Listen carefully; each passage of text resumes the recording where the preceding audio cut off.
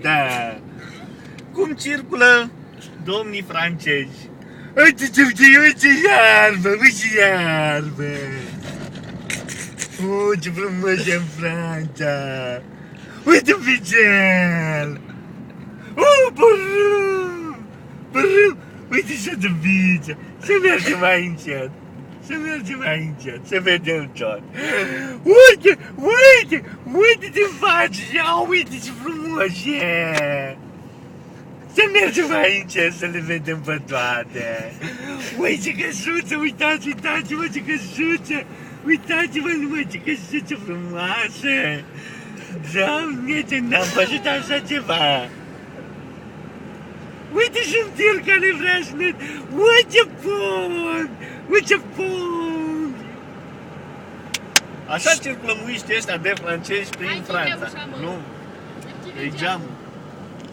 Uite și mas, uite-te o turlă de biserică. Să mergi mai încet, să o vedem pe toată. N-are rost să ne grăbim, că lumea nu se grăbește, că noi suntem boșorași cu roloche. Și trebuie să vizităm, să vedem tot. Uite ce indicator frumos! Ia uite! Aici trebuie să mergem cu 90, împărțit la 2, 45. Noi avem 70, am depășit viteza. Uite cum facem și noi coloană! Nu trebuie să fiu caravană ca să adun mașini. Ce n-am idee? Uite un bar! Uite un bar!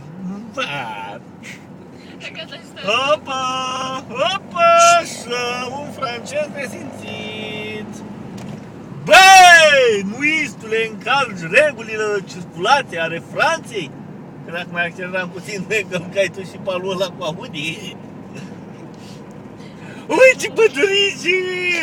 Uite ce pădurice frumoasă! Uite ce verici!